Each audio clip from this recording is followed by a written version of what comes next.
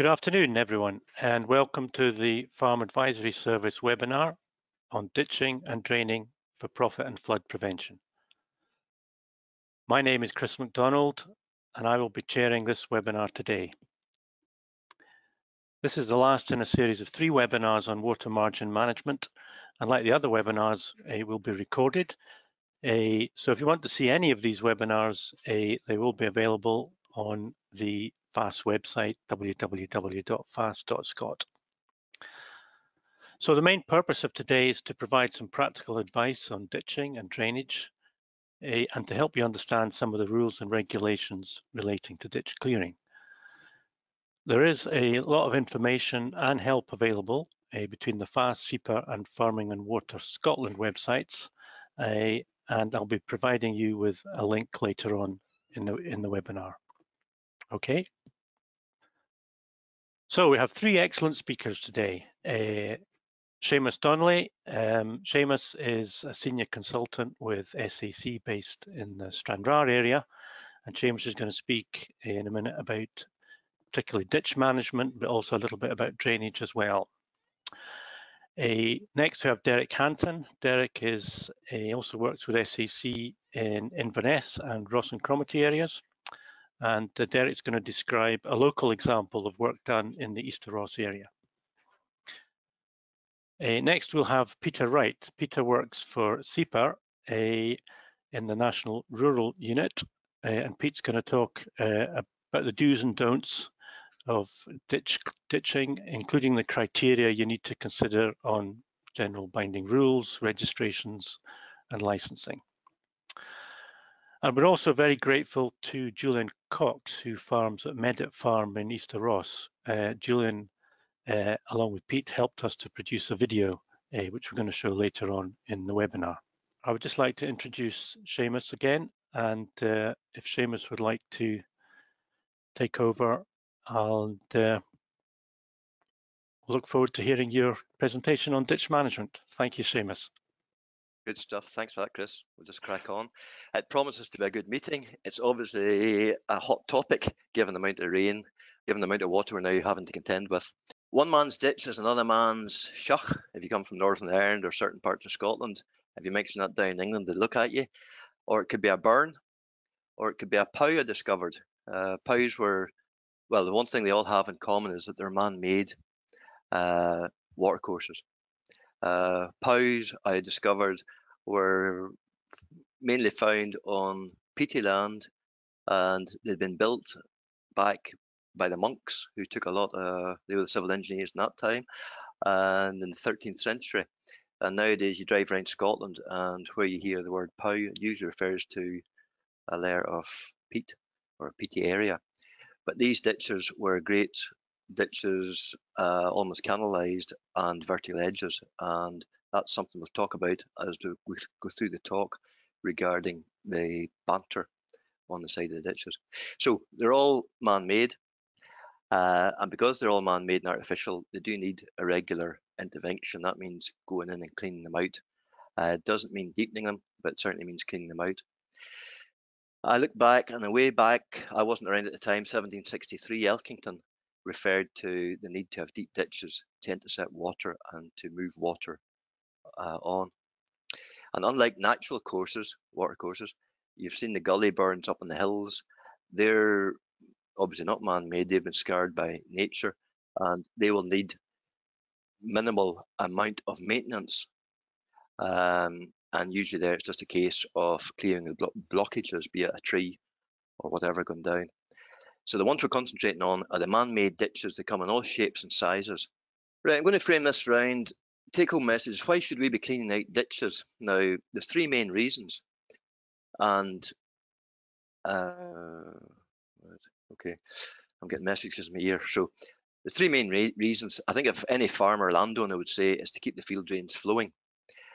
We need clear outfalls to ensure water in the drains gets away. And if we don't have that, we get the water backing up. I have this, I describe it a wee bit like soil acts like a sponge. The topsoil is our sponge. And what we want to do is to try and keep that sponge clear, or at least make sure it's got enough capacity to take water whenever after a heavy shower of rain. What we don't want is field drains not working because there's no outfall, and then the water in the topsoil can't actually, or if it does get down into the drains are full, it can't get away. So what does it do? It begins to back up through the topsoil, back up through our sponge. The next thing we get is, if heavy rain continues, the water begins to pond on the surface. And of course, if there's any slope, off it goes, water and water, and away it goes. So that's why it's an important thing. It's not just about keeping the drains flowing, it's also making sure we've got that sponge, keeping it relatively empty, that topsoil getting away. We do it because we want to prevent silting in the drains and the drains blocking. And you can see that diagram, it's an old tile, and there's been a fair amount of silt because silt will gather over the years. And usually, historically, every 30, 40 years in Scotland, there have been large grant schemes that have allowed farmers and landowners have been encouraged to go back in again and make sure they drain. And the whole purpose was to try and make sure not only the fields were kept free of water, but that water could then also get through and maintain ditches at the same time and get it away. If we don't do the maintenance, and we've seen it a lot down the southwest, we get what we call the blowholes. And the bottom slide on the right hand side is an example of block hole. It's just whenever the drains block up because they've had no outfall. But if there's a fair amount of water coming from a slope running down and it meets that blockage, it'll sometimes blow up, just like a blowout from a whale. So we're cleaning the ditches to keep water moving. Sounds sensible. We're doing it for another reason, and the next slide will show. And I think this is very, very important. If we don't have that capacity in the ditch is there, yes, it'll take the water, but it acts as a reservoir, a temporary reservoir to hold water. And if we don't keep that reservoir empty, all that happens is any rain that does actually go in, and if the ditch is sitting half full or a quarter full, it'll just keep moving on downstream or downhill and eventually come out and possibly cause flooding in towns and villages. So those ditches serve an important purpose. So we keep them clean to provide that capacity. If we look at, there was a report done recently by the UK State of the Climate report. We've seen, you'll know it, we've seen the highest rainfall totals over 5-day periods in history. We've seen 17% more rain falls on what they call very wet days, and 10% an increase in annual rainfall by 2100 is being predicted compared to 1985 to 2005. So we're having to deal with more rainfall and it's becoming more seasonal. That's been picked up over the water in Ireland. The Dáil, we're debating, I don't think it's gone through yet, but they've brought forward a River Shannon Management Agency bill, and they are wanting to create capacity. The comment was from the Minister of State, it's extremely urgent that capacity is made in the Shannon. So the same idea, we're wanting capacity in the ditches. They've gone one stage forward and they're actually putting another bill forward, which is local improvement scheme for rivers and burns in need of dredging. So they're wanting farmers to be proactive. And whenever you speak to SEPA, SEPA also want you to be proactive. Anytime we talk to SEPA down here, they're saying, yes, farmers, go and ditch. We don't want you not to ditch. But within, if it's less than a metre, fine. You work away yourself. If it's more than that, come and ask us and see what's needed. So that's the second good reason to create capacity, is because there's a legal requirement. You're not maybe old enough, I'm not old enough to remember the 1930 Land Drainage Scotland Bill. That was an important bill that was put through. Prior to that, landowners, it's still the case, landowners, farmers had to receive water from above. That's Scottish law, old Scottish law. In 1930, there was a lot of comments and complaints that while you were able to send that water downstream, if the guy, your neighbour below, didn't maintain his ditches and kept them flowing, the water that you were sending down would naturally back up anyway and undo maybe a lot of the good work you were doing, having maybe cleaned out or put in new drainage system. So in 1930, they came out with this bill and they said, from now on, in Scotland, we're handing that responsibility over to the Department of Agriculture, unlike in England and Wales, where they handed it over to the drainage boards. But we've always worked with the Department of Agriculture, I think with the exception of one drainage board somewhere in Scotland. And that led historically from 1930 right up to about the mid-80s. I don't know when it kind of stopped, but if you'd walked into a department office, up on the wall, you'd have seen a map with a whole lot of blue lines. And those blue lines were arterial ditches that were being maintained by the government. They would go in on a regular basis and say to farmers, look, you now need to come together and we're going to clean that burn. And yes, you contributed something to the cost. It happened similarly over in Northern Ireland. It happened on our farm. And every 6-8 years, you would get a notice to say the digger's coming in.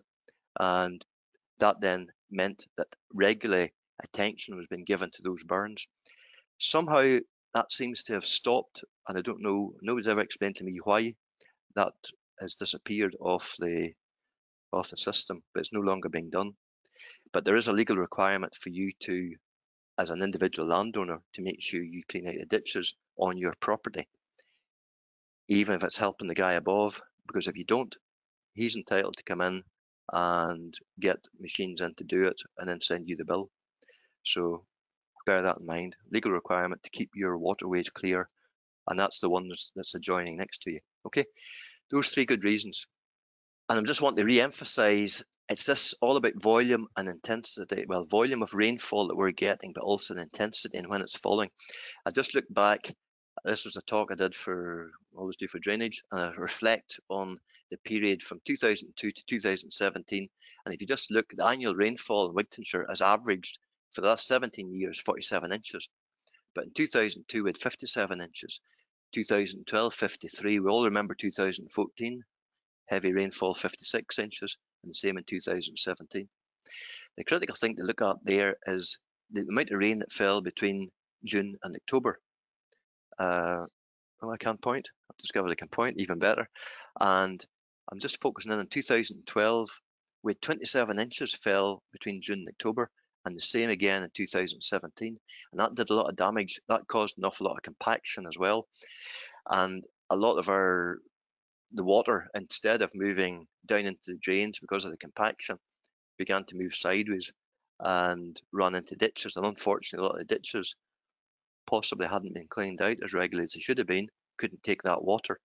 And that was a fundamental problem we found over our neck of the woods in flooding running into villages and towns below. So we've explained why you need to be doing it. There's a legal responsibility to do it. How do you actually start?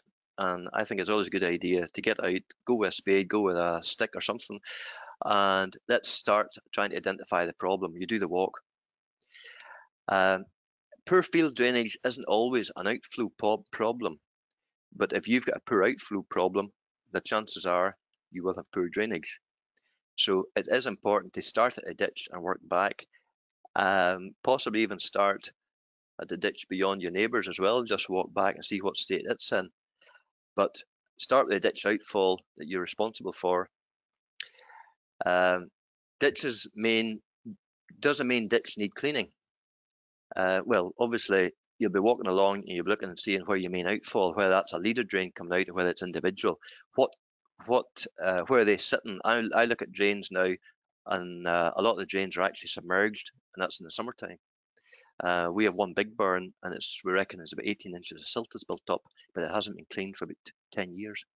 So the drains on your farm, have they got that 6-inch, 150 mil clearance in normal times to be allowed to take that capacity, extra capacity? More importantly, are the outfalls and culverts clear? Is the water running, or are the drains silted up?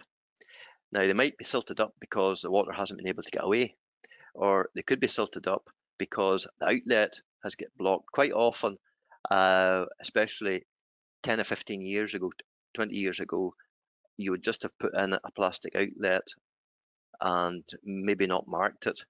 And you certainly, well, it was good practice to put the 2-meter seal pipe on the end of it. A lot of the times that wasn't done. And what you sometimes find, you get a lot of erosion in around the actual outlet of the pipe. You know, that's a good example, but in around it here, and the soil up here could slump. And whenever that happened, covered your drain outlet.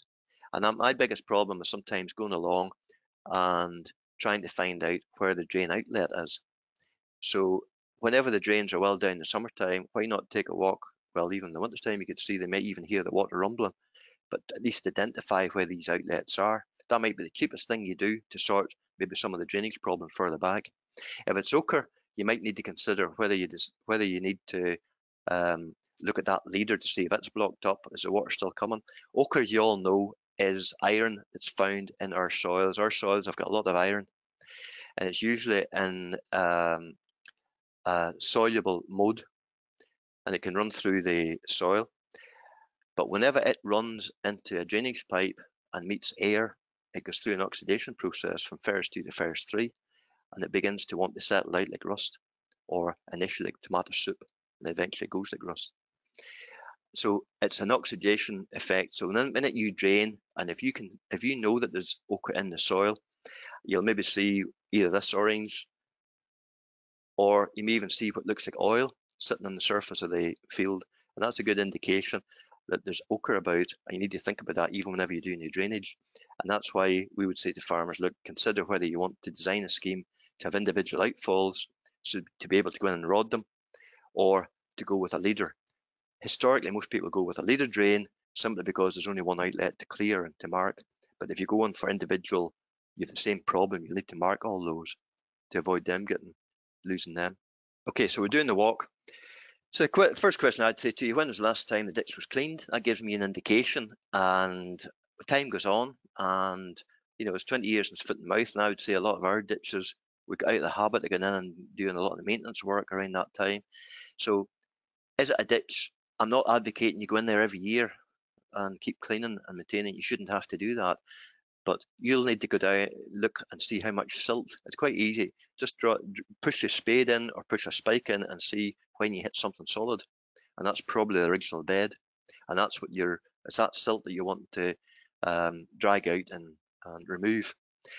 It's a good idea to do sections regularly. So you're thinking whenever you're doing the walk, trying to time that in. I don't need to go and do the full 600 meters length. I might start and do a section this year. And move on from that and do another section the following year. Consider you're looking down, you see a whole lot of vegetation. Is it just the vegetation that's causing slow flow? Is it just weeds? In which case, you may be able just to go in and spray off using, a chemical that's approved for aquatic weight. A lot of people would use Roundup. But again, even then, you'd be looking and seeing that you're not contravening the time scale with regard to wildlife in terms of spawning fish. But a spray might be enough to get rid of that vegetation. You check, obviously, it's not a ditch or a tree that's fallen or a branch that's fallen that's caused that slow flow. And if it is, great, that might be a fairly easy thing to sort. And that lets the water jam away. So it's really doing the walk. You should be doing it regularly through the winter. And just making sure there's not been an actual slumping or an actual tree going in, whatever. I'm looking at thinking, how wide is the ditch? And that's important because I referred to the need to let SEPA know if it's above a certain size. And our neck of the woods, we have a really good relationship. Farmers have a really good relationship with SEPA. We've involved them in a lot of meetings and same with the department. And it's been a good exercise. And I see farmers signing up to them afterwards and saying, look, will I need permission for that? Yes, I know if it's under 1 metre, and that 1 metre is the water width in the bottom of the ditch. In theory, I don't need permission. But I always say it's a good idea just to go and have a chat with them. But I'm getting that in my head as I'm walking. Where's my existing drain outfalls, and are they marked? They should be, because it would solve my problem of going hooking for half an hour trying to find them with a spade. Are there any obstructions, culvert bridges, any mains water pipes going across that if it was ditching I would need to think about? Any risks from overhead cables or overgrown scrub or trees that would need to be cut down beforehand, before we bring the boy in with the digger? And then if I've mentioned any problems with peat there, I'm thinking about the battering as well and slumping. And I've mentioned ochre and running sand. Hopefully that's not going to be an issue, but if it is, you may need to consider how you actually come through that with a machine. You need to notify your neighbours. I think it's good practice to tell your neighbours you're about to do this. They might say, well, hang on, if you've got the digger in at your side, further down I'll do mine, or further up I'll do mine. Speak to SEPA. It's a requirement if it's over a certain size anyway. Fishing clubs is another one that I think is a good opportunity, because they'll know when the fish is spawning. They'll know first of all if there's any fish, breeding fish in the burns. And to be fair, the last 4 or 5 years, we have seen more fish coming back to breeding, to spawn. So each fish has got a slightly different spawning time. So I always say May's a bad time for us down in our neck of the woods. Avoid that. But I would always say around late summer or early autumn, August, September, October. And the reason we're interested or concerned is the fishing clubs have maybe invested a lot in restocking these burns, and they certainly don't want to get the fine silt coming down and just settling over the top of the spawning eggs and killing them out.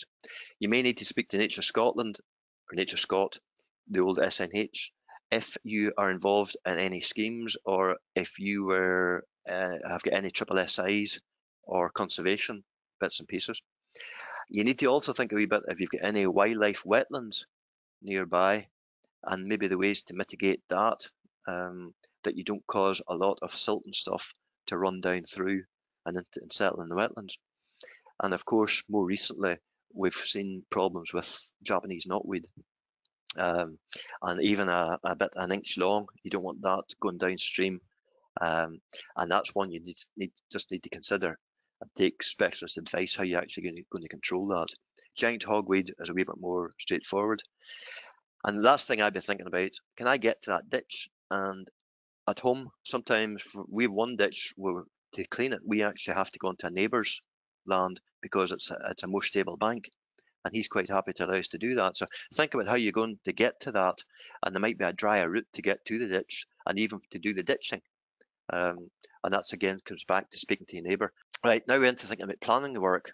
And I've said you've already thought what depth I'm going to work to, and at this point you'll probably take a walk with your contractor. And I've said further down, it's a reliable contractor. It's somebody that knows what he's doing with ditching or drainage. And sadly, the old boys that were in the go, a lot of them have retired, and we now have a new breed of guys that are very good on diggers, but maybe don't have the same experience on how to clean out ditches. So you want to make sure that walk with them and just pick up what do they think you want them to do, and we want them just to bring out, clean the ditch. We're not necessarily wanting them to deepen it, and certainly not over deepen. They may bring out some soil, but we're not wanting to make the ditches deeper. We don't need to. They were there at that level for a reason. We want their silt away. Right, the outlets of the ditch should ideally be, as I mentioned, 6 inches above the normal water flow rate. Are we going to get that? And then we come to what happens to the spoil. Good practice is to spread it out, but away from the bank. And I asked the department yesterday about cross-compliance, and I'll come on to that a wee bit more, but basically he said, look, in cross-compliance terms, there's no issue from their aspect about stating where you have to put that, but there are other issues with geek, and I'll mention those. So good practice, spread it further away from the bank. Don't keep putting it piling up next to the bank, and you think you're doing a good job. Oh, I'm lifting my ditch. No, get it, because what then happens is, meanwhile, the field level is there, you're lifting this, and the water can't get through from the surface. So spread it. When are you going to do the ditch? We mentioned about the spawning the burn, spawning fish. You must think about that. Think about your weather conditions. Scotland, we seem to want to guddle in the wintertime. In Northern Ireland, we've always been of opinion we drain and ditch in the summertime. We'll ditch in the spring, getting ready for drainage in the summertime. In the spring, you can see where the flow of water is still. So think of the conditions that you're going to be getting. And if you're going in the middle of the winter, you're working against nature. You're going to get a lot of wet soil that you're going to have to contend with. Even that silt coming out is going to be wet. You're going to be putting it at the top of your, hopefully a wee bit drier topsoil, and spreading it. What you're actually going to be achieving by putting all this wet soil on. So think about the timing that you're asking these guys to come in and do it. And obviously think about the risk of pollution from mainly from soil creep as well. So I've said late autumn works best, or early spring when it's drying out. Mentioned the reliable contractor. Which machine is he going to go with? Is it the JCB, the handy wee machine, or is he going to go with the track machine if it's a bigger reach, if it's a bigger burn or ditch? I'll mention that, you know, we still use on the hills the old hill plough for those shallow ditches. And down south in England, they will use machines that rotate and seem to blow the soil out. I've never seen one operate in Scotland. So we're basically tied down to either a JCB or a track machine. The track machine is obviously a wee bit safer in the ground and a wee bit more sensitive than maybe working with JCB. So think about the choice of machine. I've mentioned a wee bit about the potential issues with cross compliance, and I'll pick up there with things like GEEC, good agricultural environmental conditions. I know Peter's going to mention it a bit, but I'm looking at the practical things. Buffer strips. You may be farming, you could have you already maybe be claiming some buffer strips, and you might even be using those for your ecological focus area, EFA, well, you're not supposed to be running in those. So it might seem to you a good idea, oh, I can run along that buffer strip. It's ideal. It's not part of the field, this cropping area. No, you can't do that if that's an ecological focus area. It's the same way you can't turn on set aside land. So it's the same idea. So that comes back to planning ahead. If you're needing to do that, keep that buffer strip out, but think a year in advance. If it's already in an agricultural environmental scheme, it's fenced off, you probably can't go in anyway till the end of that. So read the fine print from that contract that you signed maybe 3, 4, 5 years ago, but it was a 5-year block. So just think about conservation schemes. Right, the other one that you might hit is a GEEC 5 is soil erosion. And I automatically thought, oh, sideways soil slippage or soil from the top coming in. And it'll only come in if there's bare soil, and we'll go through that in a wee bit more detail whenever we talk about the ditching side of it. But there's another aspect to soil erosion I was thinking about. Whenever I bring my digger in, if it's a track machine, if it's a wheeled machine, and I'm going in to an area that I want to ditch, and the reason I want to ditch it is probably the ditch is lying lipping, and it's probably the whole area, the whole corner could be waterlogged. So how am I going to get in there? And I would say initially just go in and clear a certain amount of water to get that drain to run. But if you're then going in to actually ditch it properly with a machine and working your way back, just remember, if you're doing that and there's water running down those ditches, those tracks, those entry tracks that you're using to come and drive along the side of the ditch, and it will sit there if it's a bit soft. Just remember, and I've done it whenever I was younger, I would have turned that back into the ditch. That'd be the wrong thing to do because that's silty water. So in the same way, I don't want that going in. There's no bother, just dig a kind of a settlement pond, let it settle in there for a few days or a week or so, and then it's quite easy to let the top element of that water run back into the burn, and that'll be cleaner water. Ensure the gradient doesn't cause too much base erosion. You're only cleaning out what was there before. You're not looking to regrade. And I've said ensure the ditch is large enough to contain flood flows, but that doesn't mean go and making it huge. If I go on to the next slide, we'll begin to doing the work, I think. I'm just mentioning that, back to this issue of silt problems. To us, it's muddy water, but to wildlife, it can be lethal. And I've explained how that can settle, particularly in fish. So you're timing that work to avoid the spawning time for the fish in your area. You're doing it in sections. It's a good idea. So you don't have to do the whole 600 meters at one go. Let's do it in sections. And even if you wanted to do 600 meters in that year or 200 years, why not come out and do bits off that? It's good practice, although most drainage contractors want to start at the mouth of the ditch and work clean back the way, clean upstream. It's better to start upstream and work downstream. And the logic of that is, as you dig out the silt, there's still going to be muddy water, and that muddy water will run down, and it'll then be running still through the bit you've still to clean. And there's maybe a fair bit of vegetation still in that, so that'll be trapping that, and it'll stop it running all the way back down and straight into a river. So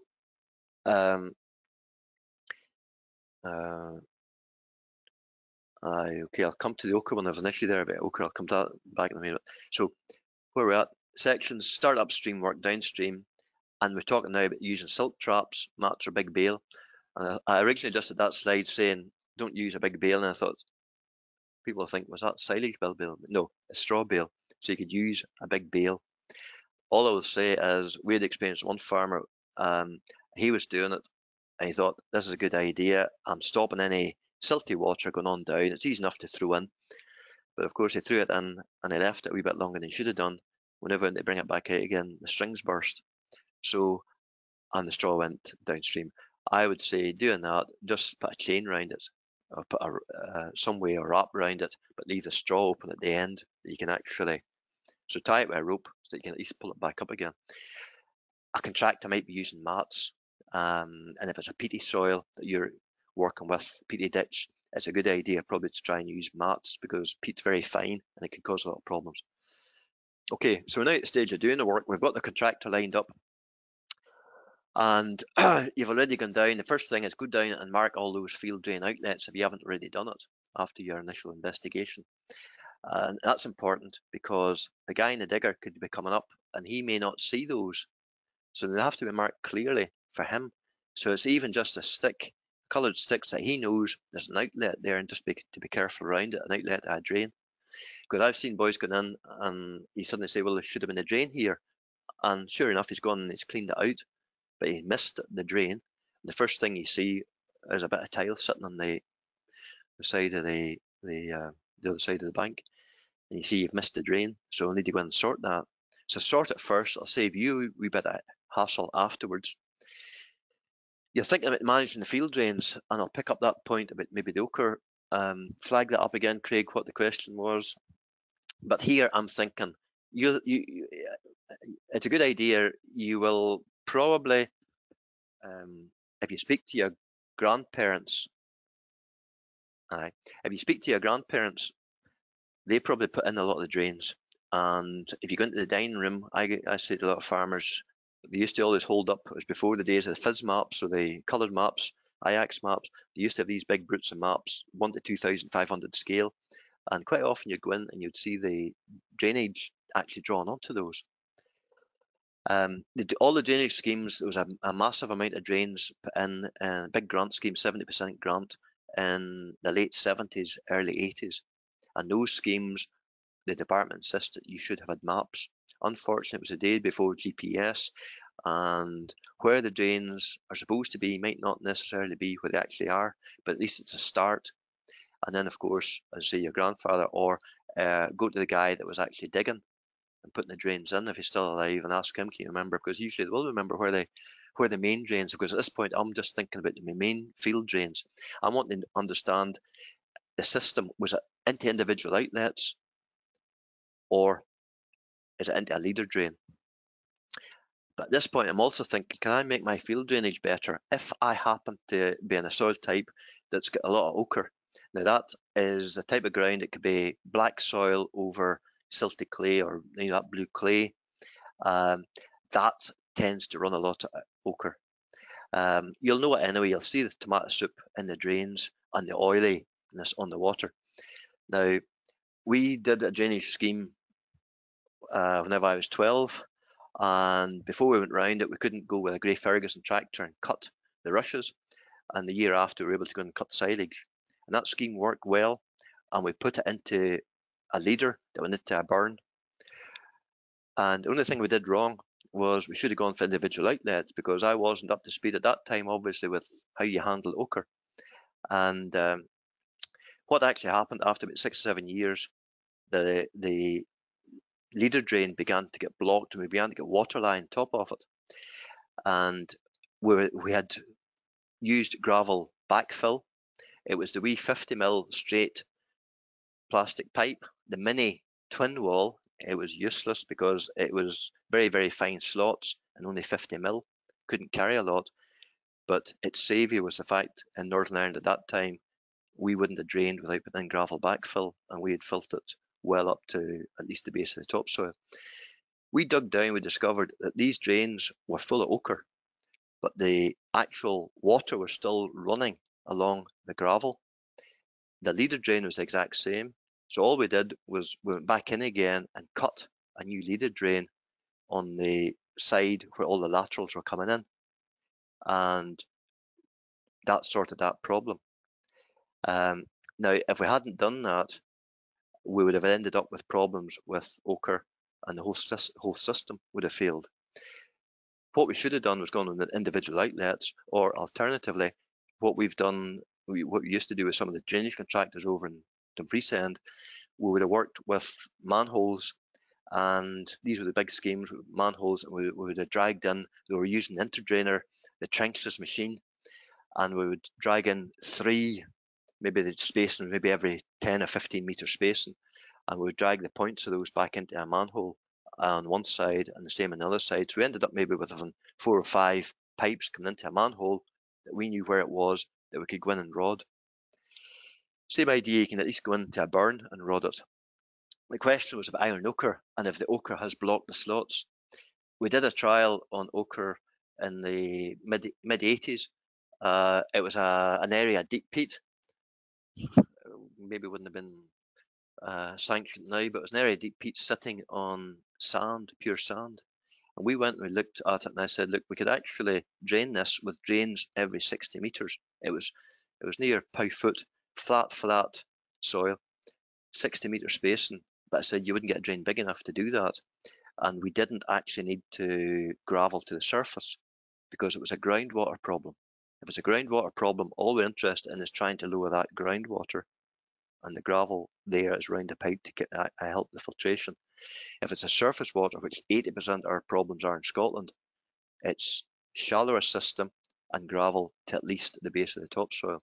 But that's a drainage talk, we'll not maybe stray into that.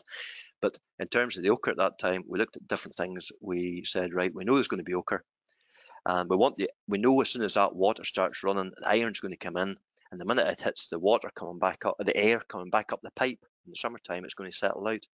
So we looked at work that was done in Canada, and it was just the coconut wrapping. So we wrapped the pipe and tried to keep it out. And we also then looked at limestone around it to raise the pH. And the best thing of the lot was the plastic pipe with big slots. But if the slots are already blocked, you have a problem. So it all depends whether that's attached to a drain. We can cover that again maybe in the talks. I've been told here I need to crack on. Right, you cut back the overgrown trees before you start. The batten, I'll mention that in a wee bit. If it's peat, try and keep it near vertical. The aim is to remove the silt, not re-deepen. So you're removing the amount of bank vegetation. The days gone by, diggers used to go in and see guys going down one side and pulling along the bottom and back up the other side. We don't want to do that because we're losing all that vegetation. You'll see in the video. So good practice, you start at the bottom of at the edge of the faraway edge of the burn, lower your bucket in, scoop up the silt, and then turn your bucket again and pull it back up through, trying to make sure you don't take off any of that vegetation, even on the same side as the digger. So it's across and up, and that's important because that's the number one message to take home. Once you're doing the job, or while you're doing the job, sort the pipe outfalls and the culverts and mark them this time properly. I still say stick a stub in, so at least you can find them. Yes, you might use GPS. We've mentioned the silting mitigation, and need to spread the soil, and then they need to fence out stock after the job's done to stop them getting into the burn and doing all the good work. If you have a peaty soil, 500mm width away back from the top of the bank, I don't think is enough, because the cattle can rumble along that and the peat kind of gives, and before you know it, the whole fence begins to waver. So I would say come out there, and if you've got electric fence, and stick another electric fence out another ½ metre, so to keep the beasts off that, and that'll protect your fence a lot longer as well. There's my ditch battens for my fibrous peat. Is almost vertical, going back to the 13th century, the pow ditches. Coarse sand, 1.5 to 1 batten. The clay is 3/4 to 1, and most of ours are, I've said 45 degrees. That's your 1 to 1 is your loamy. Go with what's there before. You don't need to try and reform it. What I would say, if it happened at one of our farms, because the burn wasn't cleaned properly, there was a layer of sand, and it actually got washed out. There was a big push of water, and it washed the layer of sand out, and immediately above it was a layer of clay on the side of the banter, and that clay just collapsed, and the ditch began to get wider and wider. And we went with the farmer, we asked SEPA for guidance, and we decided, and they said, yeah, okay, in these conditions, you can go with rock armour and actually bring it in and replace it, because it started off about 1 metre width, but they were creeping out the route to about 3 metres, and that was just slumping. So watch that with the sand, and also if you're layered. Okay, yes, the 2 metre, go ahead, Craig. Solid pipe outlet, good idea. It helps you find them. Don't have them away stuck out. Good example, left-hand side. This guy's obviously got a couple of drainage systems in, and it's that last 2 metre, the pipe is rigid and sealed. Try not to do this. This is an example. This is actually an active potential court case down in Herefordshire. It's not Scotland. And the farmer had gone in and basically reshaped his bank on this side, stripped all the vegetation. Now, 10 or 15 years ago, you'd have said, that's a good job, well done, but that's no longer what we want to see being done.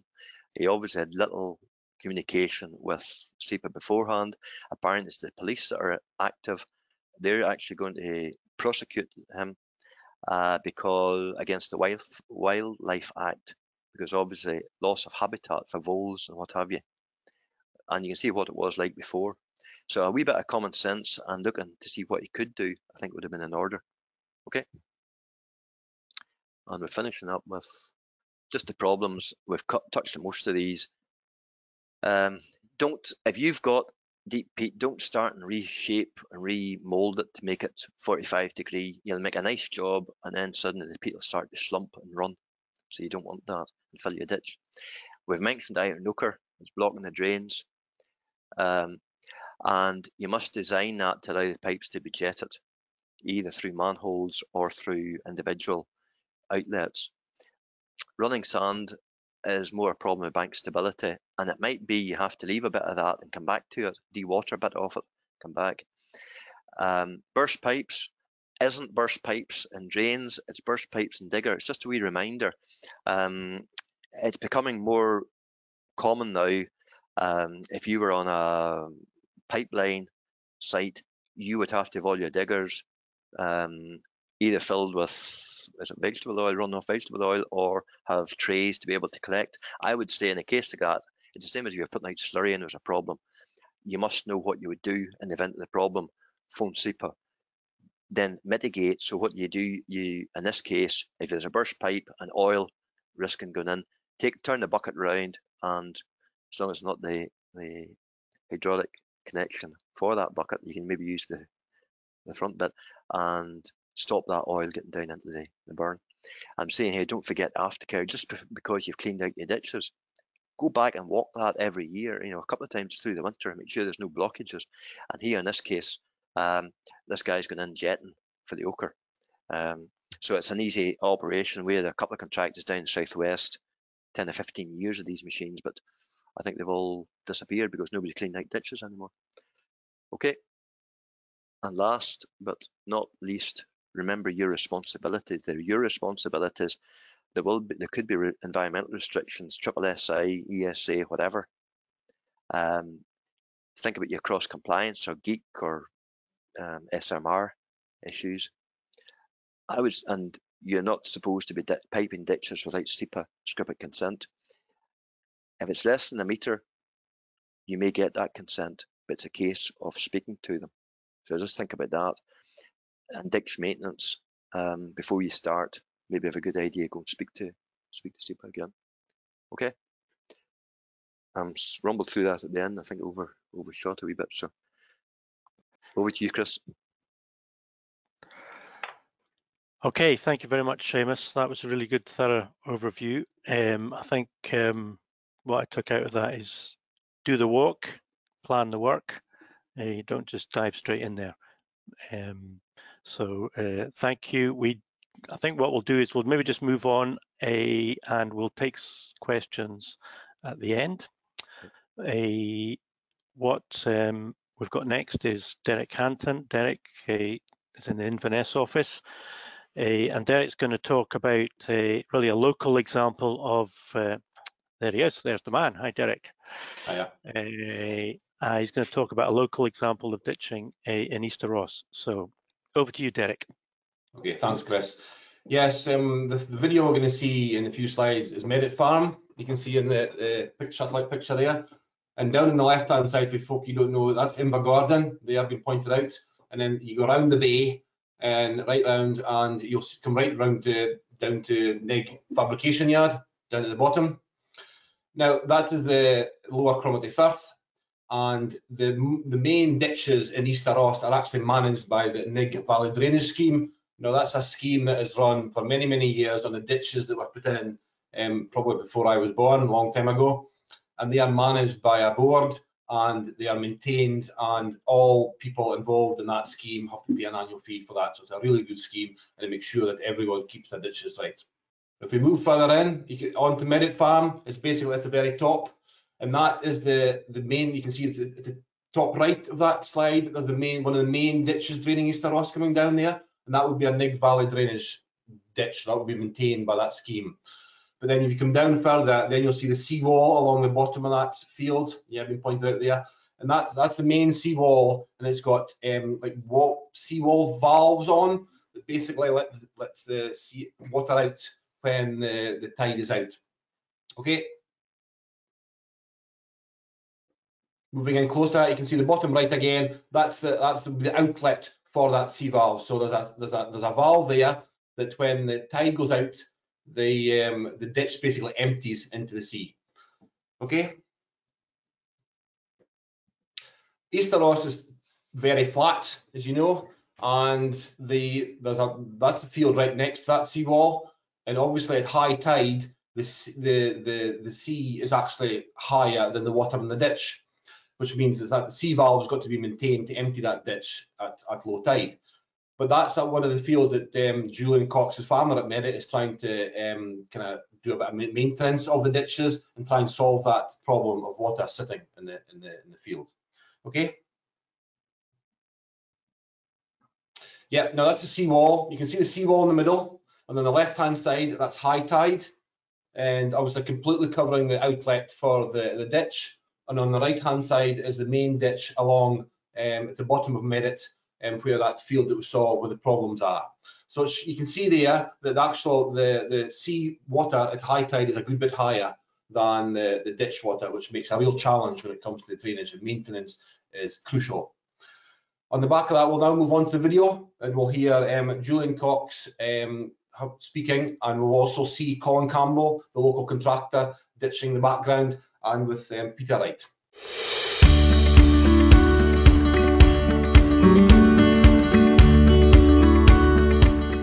We farm about 1,000 acres, which is predominantly arable. We've got rotation of mainly malting barley. We do about 150 odd of wheat and oats, a bit of oilseed rape. We're running a small suckler herd, and my daughter's started a flock of sheep. Also, we take in over winter cattle for the winter for the FYM. We're here just cleaning the ditch for routine maintenance, and we have issues in the field next door with flooding and just identifying new outlets or where outlets are. When we came in, first of all, we did a fair bit of work in sorting out drains and that lot, and it solved a fair bit of problem, but we're just building back up again because it's so low lying here. It's virtually sea level, so we just have to keep on and keep the slow moving ditches and the weed out of the ditch. Julian's got a great working relationship with SEPA, and it's really good that he contacted us prior to doing the work so we can discuss things with him before going out and doing it. Saves a lot of time, a lot of hassle if you contact SEPA if you've got any questions prior to doing any engineering works on farms. Certain things require a registration, certain things can be done under a general binding rule, and other activities require a licence. The work happening behind me is a registration level activity. The reason it's a registration is because the watercourse is between 1 and 5 metres of width. It's been previously channelized or engineered in one way, and it's mostly a man-made ditch. This ditch here behind me is ideal for Meddat Farm to remove water for some low-lying fields that he's got, Removing that water from those fields will help him as a farm increase his yield and also make it easier to work in that field. So SEPA aren't against this work, we just require a registration. The registration activity process is really easy to do. It's all done online for this kind of activity. You go onto SEPA's website, www.sepa.org.uk, and follow the links there. If you're struggling with that, contact the local office or the local registration team and they'll help you with that as well. A few examples of the kind of things that we're looking for when the work is getting done is when you're removing the sediment, you want to make sure that it's taken away from the banks of the burn. You don't want it to be increasing the height of the burn. When you're in the burn itself, make sure you're just removing the sediment. You're not making it deeper and you're not making the burn wider. Try and keep the bank in as tacked as case as possible. You don't want to cause any further erosion. Think about the environment as well. There could be potential for there being salmon spawning areas. There could be some quite sensitive environmental areas in the location. So make sure you do your research before that. If you're struggling, contact SEPA, contact nature.scot as well. One of the main activities when it comes to engineering that most farmers and land managers are going to want to do is cleaning out some of these small watercourses and small ditches that are on your farm. Quite a lot of time is spent doing these activities, but the great thing is it's a general binding rule, so therefore it's not something you need to apply to SEPA to do. It's an activity you can do as long as you follow some certain rules and requirements. Making sure you're not widening the burn, removing excess levels of sediment or causing excess levels of erosion or sediment to work down the burn. So Colin and Julian have contacted SEPA to see if this work behind us is okay. It is.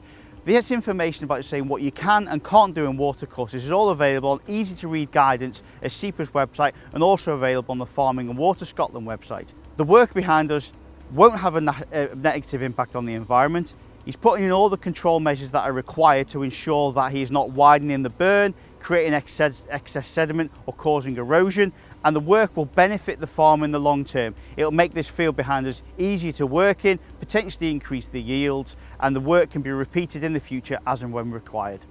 So there are some areas on the farm which are not quite sure what activity needs to be done in the watercourse. There is an issue in the burn that needs solving, but we're not quite sure where it fits in when it comes to the regulations. So Colin and Julian are going to go away and have a chat about what activities need to be done.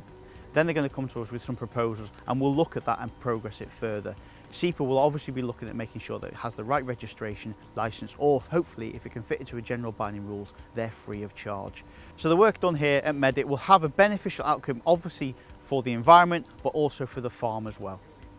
The long-term gain on this is once we've got the ditch end repaired and found out all the outlets, is to have a well-drained field, and then it's just a matter of routine maintenance to keep it well-drained for ease and access of working and yield beneficial.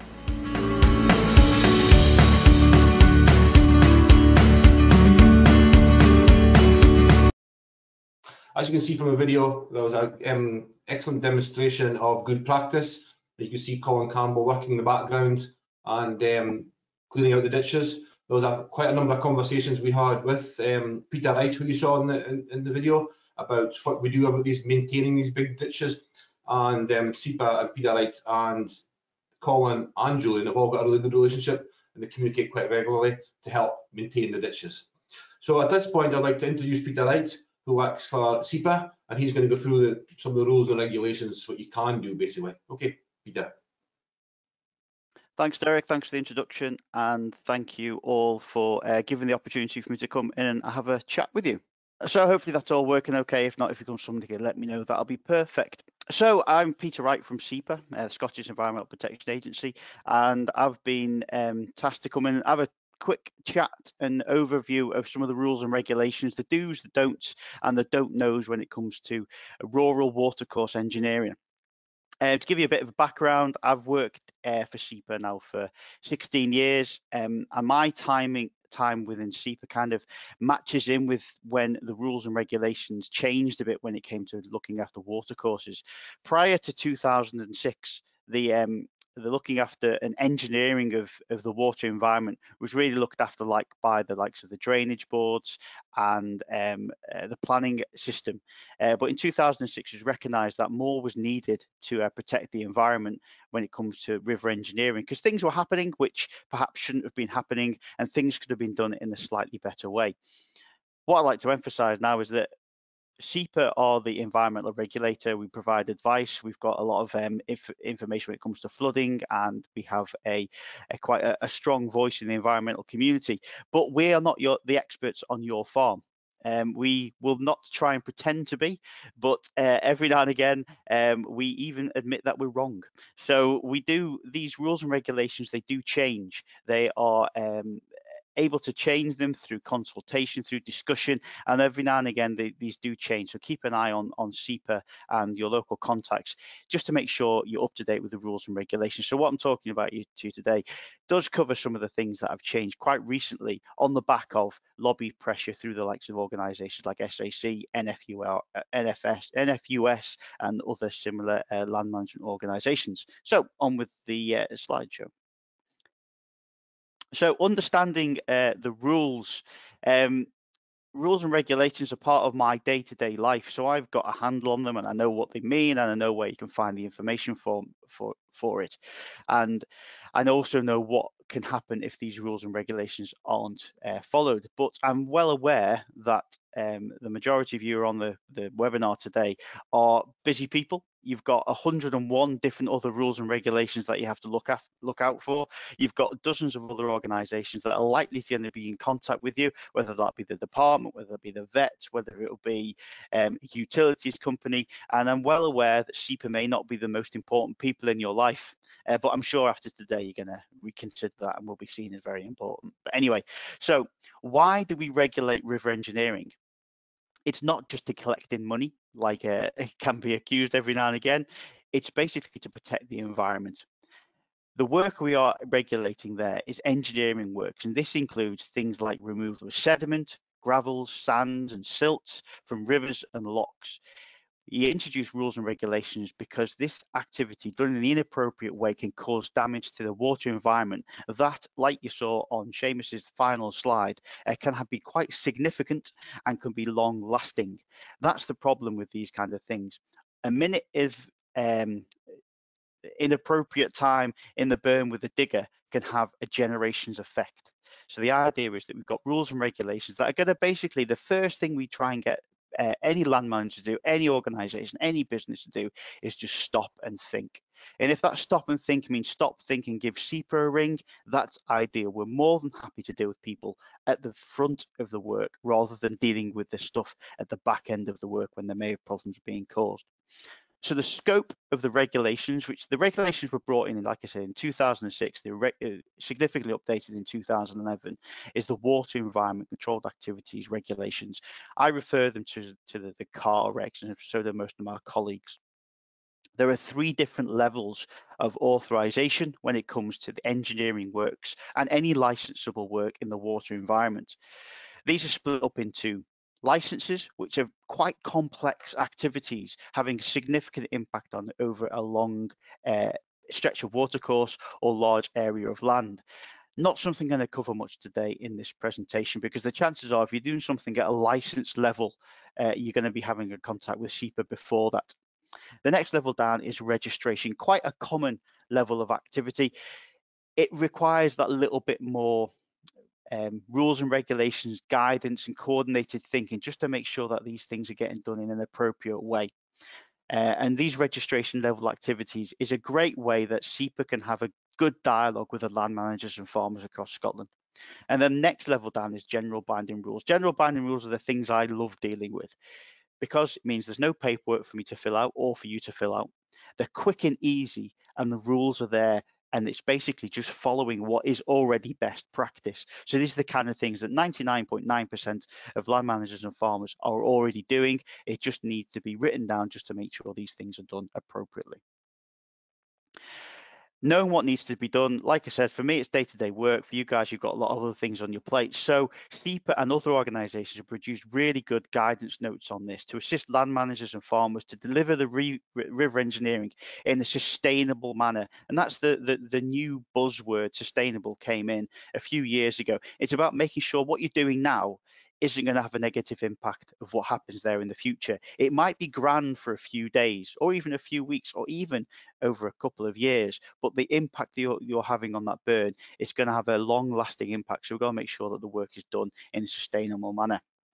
Seamus was mentioning earlier that the work that was done in the past is great to look at and get advice and guidance from, and maybe it is the right thing to be done, but not necessarily. It doesn't always mean that if something's been done in the past, it should be done in the future. We learn from our past, and we learn from our mistakes, and we learn from our best practice, and we take that up into the future. I always have conversations on a weekly basis, sometimes even a daily basis, saying, oh, it was like that when my grandfather did it and that kind of stuff.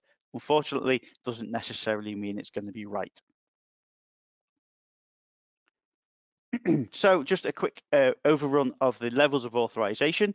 General binding rules, these are activities which we basically consider as quite low risk. They don't incur any charges for yourselves, and basically there doesn't really need to be much in the way of interaction with SEPA. Like, more than happy to, but the interaction might be a phone call, an email, or a quick email correspondence kind of thing with someone like one of your consultants, perhaps. Next level up is a registration. This will require some interaction with SEPA. These activities pose a low individual risk, but may contribute adversely affect the environment. So one or two of these things happening in a location might be okay, but when you get a large number of the similar activities happening over a small area of land or watercourse, it could have a negative impact. So SEPA wants to make sure that these things can be controlled and delivered in an appropriate manner. There may be a fee attached to this, but that'll be discussed either with the SEPA officer, or you'll be able to find that information online. It's a relatively low level, and normally most of these registrations last for a year, and then you have to reapply afterwards. And like I said, the next level up is a license, and these are large activities. They're split up into two levels of license. Simple licenses for things like bridges, culverts, and that kind of thing, where it's a case of, here's what I'm going to do, this is how I'm going to do it, this is the impact we're going to have.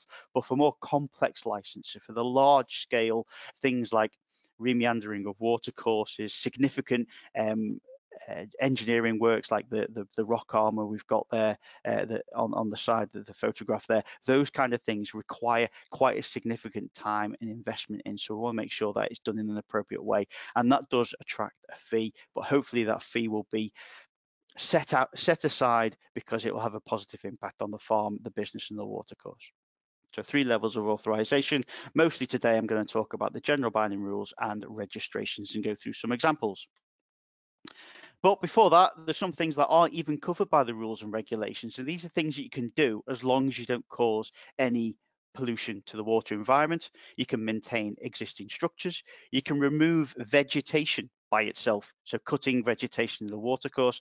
I was speaking to a colleague just earlier this morning about how some fisheries trusts go into that to remove things like ranunculus and that kind of thing from the water column, just to free up some of these areas so the reed beds, the reds and the beds for the spawning aren't impacted. Removal and management of debris or trash, you can remove that without any requirement for rules and regulations from SEPA. Just don't damage the environment. And any works on artificial drainage channels, and that includes constructions of field drains and maintenance of roads and that kind of stuff. You can carry on doing that kind of thing. We're not interested in regulating artificial drainage channels, so you don't need to apply to SEPA if you put in a new field drain, but just make sure that the material that is coming out the end of that field drain isn't contaminated with sediment and runoff and that kind of thing. Move on. So some kind of activities that I regularly deal with that are covered by the authorizations. These include things like removal of sediment, that's gravel, sands and silt from rivers, lochs and all wetlands, construction of bank protection, embankments for flood walls, These are all things which are covered by the rules and regulations. Like I said, there will be opportunities which are general binding rules, which is just a case of doing it as long as you're in line with certain criteria. There are registration levels, a little bit more, and then there's license levels. Bank protections normally split into two kind of scenarios: what we call green bank or natural bank protection, which is when you're using softer materials to protect the environment, like willow spiling, tree roots, and that kind of stuff. Then you got grey bank or hard engineering, which is when you're using things like gabion baskets, rock armour, riprap, panels, walls, etc. So those two kind of things have a different level of authorization. And as you'd expect, the environmental impact from hard engineering or grey bank engineering is significantly more. So the chances are that will be a registration or more likely a licensed activity. Authorizations are required for new bridges, fords and culverts, new structures which are built with an impact on the bed or bank of the watercourse are going to require some kind of authorization. And river diversions and realignments are a significant issue. If these kind of things happen without a license in place, you can have a massive impact on the environment for a long time, and also on your own land, because inappropriate diversions and realignments are basically going to come back and bite you, because a river wants to go where it's going to go. If we try as much as we can to try and realign these things or divert these things, they will want to go back to their natural course if the work isn't done appropriately. So make sure if you've got any plans for that kind of stuff, you need to be speaking to SEPA a long way in advance of that kind of work. Some of the most common ones, I'm just going to focus on these, and there's the opportunity for questions or contact me directly as well. That's fine. I don't mind that. I'm happy to speak to you on an individual basis about your own site. But here are a handful of the most common activities that I come across on a day-to-day, weekly basis when I'm on a farm visit. The general binding rules there we've got on the side of the screen. The one which potentially caused the most issue was dredging in previously straightened rivers, burns or watercourses or ditches. For a long time, when these rules were first brought in, people were very worried that they could do anything, that they weren't meant to be doing anything at all in a watercourse. That's not true. Under the general binding rules, as long as you are not causing pollution, as long as you're only removing the sediment in the burn and you're not deepening that burn, if it's less than 1 meter wide, that's the water width, not the bank width, the water width at the bottom, you can go in and do that work. Just don't make it worse and don't cause any pollution downstream. It's a great tool to have. It'll save a lot of time, a lot of effort, and it will directly benefit your business. Like Seamus was saying, with the practicality when it relates to field drainage, improvements of crop yield, improvements of soil, removing compaction. So it's a great tool to use, and you can do it without a fee. It's just a case of making sure you're not causing any further pollution.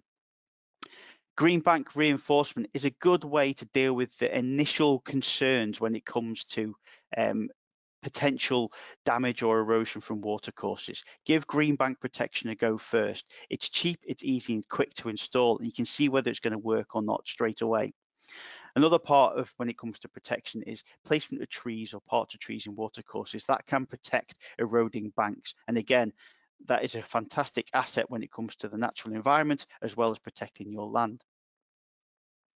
Minor bridges, so single track bridges, as long as there's no construction on the bed or the bank of the watercourse, that's covered by a general binding rule. So you don't need to speak to SEPA. But like I said, if you want to check, just give us a ring or send us an email and we'll be able to do that for you. It's a great idea. Is we've in the last 8-9 months or so, we've become a lot more interactive when it comes to things like photographs or video conferences over the phone and that kind of stuff. And you can get a really good idea of the kind of work that you can and can't do under general binding rule just by having a quick conversation with a SEPA officer. The next level of authorization and the registrations that I deal with on quite a significant number of times. And one of these is an example that was in the video just there at Meddat Farm, is the removal of sand, silts and that kind of stuff from the watercourse. This is when it's the next level up from those small burns that you could dredge under a general binding rule. This is when it's dealing with a field drain or ditch, which is, I'm just bringing up another screen so I've got the information on here. This is when it's dealing with burns that are between 1 and 5 meters wide, which have previously been straightened. basically they have to be artificially straightened or canalised, with the lines of the top of the bank almost being parallel. We're not looking at this registration doesn't deal with your natural meandering rivers. This is very much your canalised burns and your canalised channels, like you see there at Meddat Farm beforehand. The idea is you're going to be removing the sediment. You're not going to be making these deeper. You're not going to be making these wider. You're not going to be, wherever possible, removing the vegetation from the banks of the watercourse as well. The idea for this registration is to be able to remove that sediment so that the burn can have that same level of carrying capacity that Seamus was talking about before. These have been designed in a way to take the water from the field and discharge it in a controlled manner. You don't want to be making it deeper, because that will slow down the water in the burn, and that might have impacts further downstream or further upstream. Try and keep it to the level and the depth and the width of the burn that is there already. Removing the sediment, not touching the bedrock, not touching the gravels at the bottom. The idea for this one is basically just to keep that level of sediment away from the burn so it can continue to function in the way that it was designed to be done. It's a relatively straightforward registration. I'm actually going to go through this process in a moment. Some other issues that I come up against quite regularly are sediment management in canals, lades, and artificial surface waters. That can be done under a registration, and also removal of sediment from discrete areas of exposed gravels and bars and that kind of stuff. That can be done under a registration level. Just realised, keeping an eye on the time, I'm just going to skip on a little bit quicker. And like I said, large-scale activities which require a license, contact SEPA well in advance of that kind of activity. So a couple of examples of the kind of thing that you see on a regular basis and the kind of things you need to look out for when it comes to the rules and regulations. This one here, General Binding Rule number 5, GBR5, dredging of previously straightened watercourses with the average width of less than 1 metre along the stretch that is being worked. So that's 1 metre at water. You can go in there and you can remove the sediment, you can remove the vegetation, but we do not want to be seeing that material being disposed at the top of the banks to make it taller. It needs to be disposed of somewhere else more appropriate that you can make use of it. And the activity must not widen that watercourse, because that will have a negative impact on how that water moves through the system. All reasonable steps must be taken to avoid increasing any erosion to the bed or the banks, and you've got to protect the water environment. So make sure that you've got some kind of protection downstream. So that might be a bale or a terra matting or some kind of system downstream, just to prevent any sediment going downstream. And make sure you're aware of the fish issues. So speak to SEPA, Nature Scott, or your local fishing club. No cost, not really requiring any interaction with SEPA. Just get on as long as you deal with those kind of rules and regulations we've got in front of you. The next one, slowing aside now, is a registration, and this was one which Derek actually applied for the work at Meddat Farm, and I'm pretty sure he can agree that is relatively straightforward to do. It's done online. There's a fee of £145 for it. And basically, this is an activity L, we call it. It's a registration for the removal of sediment from the bed of a stretch, a river or burn that has the following characteristics. I won't read them all out there, but it's the same, like I said before, between 1 and 5 meters in width. Artificially straightened, canalised, parallel banks. You can go in there and you can remove the sands and silts and clays. It's a great tool to have. Basically, give SEPA a ring beforehand and make sure the work is okay to be done, and you've got 12 years to do the work from the date of the issue of the registration. So once you apply for the registration, basically you're agreeing to some conditions already, and the main conditions are highlighted there in bold. The total length of work that you can be done is 500 meters. You can split that up across a large area, but we do advise you not to do the whole 500 meters at once, because that could have quite a significant impact. And like I said, it really is important to keep an eye on what's happening when it comes to the fish. All reasonable steps must be taken to prevent transport of sediment and other disturbed material down the watercourse. So again, making sure you've got those environmental protection measures in place is ideal. When you undertake the activity, make sure you stick to the activity that you're actually doing. Don't have goal creep and start thinking, oh, I could do this and I could do that as well. Make sure you do what you should be doing. Sorry, got a dog squeaking in the background. Follow the conditions and follow best practice. if something goes wrong, this is the bit that I have most of my issues with, is if something goes wrong, don't ignore it. The worst thing you can do is ignore it so that somebody else reports that issue. What we advise you to do is sort it immediately to stop the environmental harm, and then report it to SEPA. If you report it to SEPA and then try and sort the problem, it's a bit too late. So sort and report, there's something you can take away from today.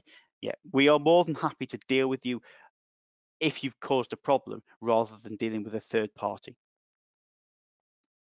There's some great tips and advice available on the SEPA website, and that link there and that illustration on the side there are the do's and don'ts, what you should do before and after the activity in the water environment.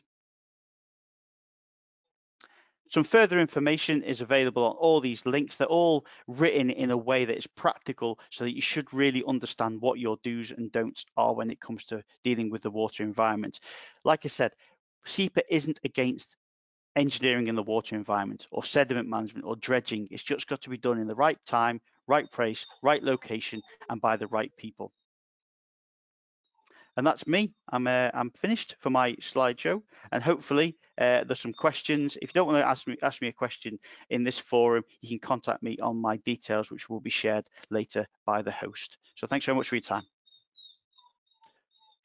Thank you very much, Peter. That was a very good, thorough overview of some of the rules and regulations, and also I think what I take from that, and also the presentation from Derek and the video we had with Julian, is that if you're not sure about anything, get in touch with SEPA first. Don't do it after the event and after having made a mistake. So we are now we've got about another 10 minutes of the webinar left. So we're going to aim to finish about 2:30. So we're just really going to invite the panelists back, Peter, Seamus, and Derek. I'll maybe just start off where we are having some questions coming in. First question I have, it might be one for you, Pete. Is there a limit on the length of ditch that can be drained in one go? Well, practically, for the registration, it's 500 meters. So that is quite the extreme level when it comes to it. We'd really expect you to try and split that up over a period of time, because 500 meters is quite significant. You can apply for more than one registration on your farm, but we probably ask questions if it was 500 meters and then the right next adjacent 500 meters, because there's quite a lot of work going on there. If it's the smaller ditches and drains, there's no limit, but again, it's a case of taking it off in chunks that are kind of manageable. A couple hundred meters going in, doing the dredging, doing the drainage works. That's the kind of thing we're looking at. But there's no regulatory limit. It's just a case of making sure what you're doing is going to be practical and isn't going to cause the increased sediment. Every time you put a bucket into the burn, there's a chance of the sediment being lost downstream, and that could cause pollution. So it's a case of doing it in manageable chunks. So if something was to go wrong, you're keeping it to the small areas possible. If you go in and get rid of 1,000 meters of stuff, you've got 1,000 meters of problems that you could have to be dealing with. So the idea is keep it to small, manageable times and take it from there. I'm sure Seamus will bring in as well. Seamus, do you want to comment? I'll just say quickly, don't bite off more than you can chew. Yeah. My concern would be you get a contractor in, work gets delayed, but he thinks he has to do 600 or 700 meters. So what happens? He pushes that later on into the winter time, and that's whenever you do a lot of damage, and also the work rate will actually slow down with him doing the work. So take it in sensible chunks that you can actually know you can do, and go in safely and back out again without causing any problems with pollution. So that's that. Okay, thank you. Derek, Peter mentioned that you had to do the registration for the license. So did you find it relatively straightforward? It was very straightforward, and actually I lifted the phone to the registration team and they were really helpful on the phone. So it was a case of filling it out, very simple form, and then sending it in. Got the registration back very quickly, and we got the license. So yeah, very straightforward. Very good, very good. So we've got another question here. It might be another one for Pete. If you intend to place culvert bridges into ditches of less than a metre base using pipes and stone, Does this require registration or just discussion under general binding rules? This is the wonders of environmental regulations. Giving an answer over a webinar is great, and then I get quoted on it. And so what I would say is, the chances are, if you're on this webinar, you're pretty switched on, I'd like to think. So what I would recommend is have a chat with your local office. It very much depends on a lot of other local factors and local circumstances. You know, how many of these are you putting in? You know, what are the circumstances why you're doing it? Is there another best practical environmental option that you could do?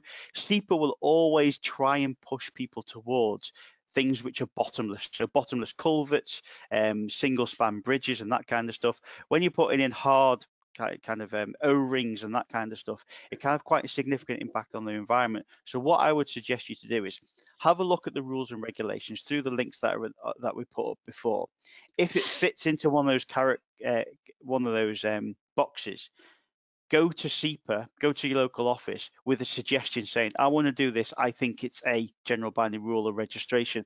And that starts the conversation and also gives that officer a little bit of confidence that you know what you're talking about, rather than just going, oh, I'm not quite sure what to do.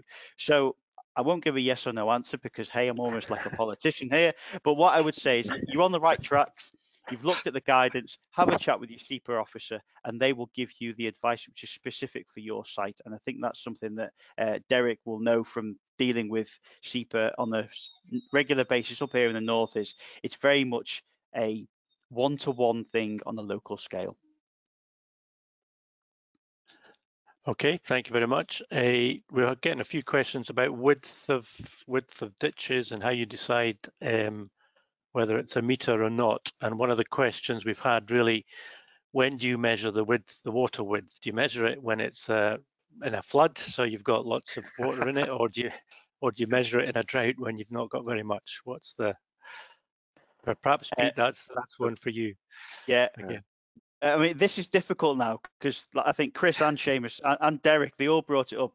The water environment has significantly changed over the last 20 years with the amount of rainfall we're getting, the rainfall at different times of year, snow melt at different times of year. It has a big impact on what goes through that burn. But what we would say in normal standard conditions, I mean, SEPA would like it at flood conditions because I know they ever do any work, but it's basically going to be at standard conditions. So when it's, you know, not during a flood event, not during a rainfall event, when you've got your standard conditions, probably springtime is probably the most common time when you see your standard level of water going through a burn. In the summer, it could be a bit low. During the back end of the year, it could be a bit high. So I tend to look at what the levels are like in springtime. I don't know if Seamus has got something different to say. You will be, I follow up that. You will be actually able to put down a couple of rods or a couple of sticks and actually feel where the actual original bed was, and that'll tell you, because it's basically bed width we're talking about, but it's not easy to maybe see that. So we talk about water, the width of the water channel. So basically, it's that width at the bottom. What is the width of the water? So it's that natural channel going up that's been dug out before. So it's I think it's whenever you get your tape out and it's sitting, is that 0.9 of a metre, or is that 1.1 of a metre? One of the sites I went to is the old boy there said, if I could jump across it, it's a metre. He wasn't a long jumper either. Yeah, I've heard that one before, certainly as well. Seamus, you mentioned quite a lot about Arnoker in your talk. If you were going to rod your drains, I mean, that's a practice that maybe isn't taking place very much now. But how would you go about that, or what advice would you give on that? You've got two choices down here. We still would be rodding drains even for silt to get silt out. You'll see them done, the old tile drains. And basically, what's involved there, you're using your plunger, you're using your rods, and just sending them up and pulling it back down again. But with ochre, what you really want to try and do, you can do the same principle, but you're also wanting to maybe try and get some water into them as well to help that movement. Okay. So it's a slow job, and it's a cold job, and it probably is one that can be done in the winter time, okay, because you're dealing with water, and that water coming down, flushing, is going to help to move the silt through. What I would say is tiles, I can kind of go along with that. the benefits of trying to rod that system with the plastic pipes. It's important. You need to maybe assess whether having rodded it, whether the water can still get into the pipe. Is the ochre actually? So the jetting, the modern jetter can sometimes shift some of that rust in the slots. And I would try a few and see how I'm getting on. But it's locating a jetter. I think they've all moved into the towns to do the jetting, much more expensive than what's available to farmers. But some of it's pretty logical. Okay, thank you. We've also been getting a question about maps and so on. How do you, if maps were produced in the past, is there a way of getting hold of these, or is there any other tips as to how you might be able to map out a drainage scheme? Right. Go in and look. I spoke to Mr. Dick, one of the big drainage contractors up in Stirlingshire, and he said he will spend almost a day before he goes onto a drainage site walking it and checking. And if you've got somebody that's sensible or experienced in that, will maybe be able to say, look, lie of the land, I reckon the drains go that way. You might have already identified that in summertime, whenever drains dry out, and you can begin to see, or the ground begins to dry out, and you can begin to see the dry bits, and you can say there's a drain there. I can see those lines. And historically, drains tended to be put in, maybe 8 metre, 10 metre, 15 metre spacing. So once you get one, I was at a site on Monday, and I was able to say to the farmer, look, there's a 9 metre drain, and we went again, and that was without digging. And we did dig down, and we could see it, and they actually unearthed a drain that was, the system was about 9 metres across. So it's a case of looking, start at the outfall, because I think if you start there and say, well, where's the leaders going? The drains will generally obviously have been put in the slack bits of the ground. So that's a clue. They're not in the high bits. And look at it over the year. In terms of maps, the maps may not be there. They may have taken them down from the dining room wall. We asked the department, did they keep the maps, copies of the maps for all the drains done in the 1970s? And they said they haven't. So the farmer that if you bought a farm, he may have those still, he may not. So it's really getting out. And if worst comes to worst, hire a wee mini digger and go in and do some excavation. So, but it's if you take a drainage contractor, an older guy with you, he may even put the scheme in, and he'll maybe give you a fair idea of where the drains are. Okay, thanks, Seamus. Pete, were you going to say something? Yeah, the availability of aerial photographs as well is great now, and it all depends when it was taken. If it was taken in the snow, it's not much use. But occasionally, if you get them you get them in the time of year when it's been pretty dry in the field, you can get some fantastic views of the drains and that kind of stuff. Send up the drone as well. Good idea. Yep. Well, guys, I'm conscious of the time. It's 2:30. So we do have one or two other questions. We'll try and answer them ourselves individually. So, Craig, could we maybe just could I thank our panel for answering the questions very much, and we will be sending out feedback forms to your email just in about an hour. And just a reminder that a lot of information is on the FAST website, so you can view the previous webinars on the water margins on that website. And if you would like more information, please contact any local SAC office or certainly SEPA as well. Okay. There's also a very good website, Farming and Water Scotland, which contains a lot of information, useful information for working close to watercourses. And I would recommend you have a look at that website as well as the Farming and Water Scotland one. So finally, just a big thank you to our speakers, Peter, Seamus and Derek, all given very good presentations. And I'd also like to thank Craig Bothwell in the background. Craig's been doing a lot of the techie stuff and we'd be absolutely lost without Craig. Thank you all for joining us, and wish you all a very good rest of the day. Thank you. Cheerio, everyone.